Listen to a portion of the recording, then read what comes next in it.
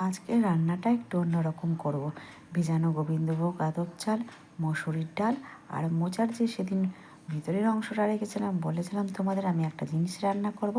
সেই মোচাটাকে ভালো করে কেটে নিয়ে লবণ দিয়ে চটকে নিলাম, দিয়ে প্রেসারে দুটো সিটি দিয়ে দেবো। এর মধ্যে কিন্তু আমি কোনো আলু দিইনি, শুধু মোচাটাই সেদ্ধ করেছি। আর এই ভেজানো মসুরির ডাল, গোবিন্দভোগ চাল, 4টে লঙ্কা আর আদা দিয়ে মিক্সার গ্রাইন্ডারে পেস্ট করে নেব।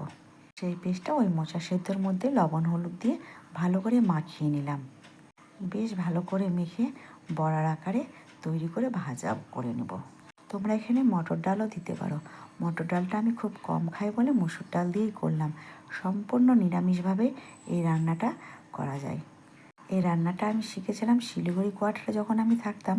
পাশে সেই নীলু আন্টি ছিল, আন্টির কাছ থেকে আমার এই রান্নাটা শেখা। যেখানে যেখানে থেকেছি কিছু না কিছু রান্না শিখেই এসেছি। বড়াগুলো ভেজে আমি আলুটা কাটতে বসলাম। আজকে বেশি কিছু রান্না করব না, এই বড়ার তরকারি আর কাঁকরোল ভাজা। আলুগুলো কাটা হয়ে গেল, বড়াগুলো উঠিয়ে রেখেছি। এবার আমি তরকারিটা রান্না করব। মিক্সার গ্রাইন্ডারে ধনে গুঁড়ো, জিরে গুঁড়ো, লঙ্কা, লবণ, হলুদ দিয়ে ভালো করে পিষিয়ে নিলাম। আমি একসঙ্গে সব কিছু দিয়ে পিষিয়ে নিই। তেল গরম হয়ে গেলে শুকনো লঙ্কা, জিরে, তেজপাতা ফোড়ন দিয়ে আলুটা ভালো করে ভেজে নিয়ে মশলাটা দিয়ে দিলাম। আমার রান্না অতি সাধারণ, আমি বেশি ইলিশ রান্না খেতে পারি না। ও আবার বেশ ভালোবাসে, পেঁয়াজ টিয়াজ দিয়ে মাখা তরকারি খুব ভালোবাসে। আমি এবার পাতলা ঝোল হবে, অল্প মশলা হবে, ওই তরকারি আমার খেতে খুব ভালো লাগে। মশলাটা কষা হয়ে গেল, দিয়ে জল দিয়ে দিলাম। আলুগুলো সেদ্ধ হয়ে গেলে বড়াটা দিয়ে খানিকক্ষণ ফুটিয়ে নিয়ে নামানোর সময় গরম মশলা দিয়ে দেবো। আর বড়াগুলো কিন্তু একটাও ভাঙবে না, খুব সুন্দর। দেখো ঝোলে ফোটানোর পরও বড়াগুলো এরকমই গোটা গোটা থাকবে। খেতে কিন্তু খুব সুন্দর হয় এই তরকারিটা।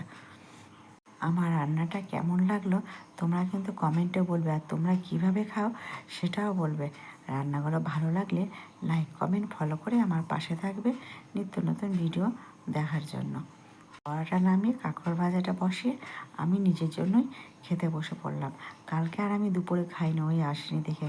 তাই বলছে আমার তো এখন এরকম দেরি হবে, ভোটের ডিউটি নিয়ে তো আমি ব্যস্ত থাকছি, তুমি কয়দিন না খেয়ে থাকবে, তুমি কিন্তু দুপুরে খেয়ে নিবে। তাই একাই খেতে বসে পড়লাম। একা খেতে একদম ভালো লাগে না, কিন্তু কিছু করার নাই, ওকে তো ডিউটি করতেই হবে। বড়াটা খাচ্ছি, সত্যি বড়াটা খেতে এত সুন্দর হয়েছে বন্ধুরা, তোমরা একবার হলেও করে খেয়ে দেখতে পারো। আমি এবার খাওয়া দাওয়া করি, তোমরা সকলে ভালো থাকবে কেমন। আজকের মতন ভিডিওটা এখানেই শেষ করলাম। আমি এবার খাওয়া শুরু করি। বড়াটা সত্যিই খেতে ভালো লেগেছিলো বন্ধুরা। Bye bye.